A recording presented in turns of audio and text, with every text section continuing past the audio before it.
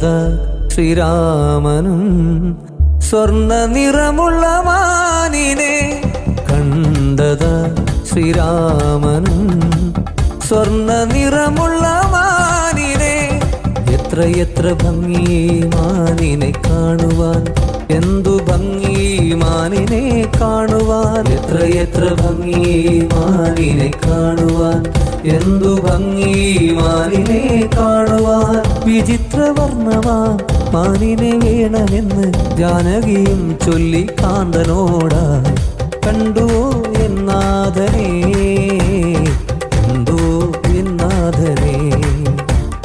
കണ്ടതാ ശ്രീദേവനും സ്വർണ്ണപ്പൂ പോലുള്ള പൊന്മാനിനെ, സ്വർണ്ണപ്പൂ പോലുള്ള പൊന്മാനിനെ.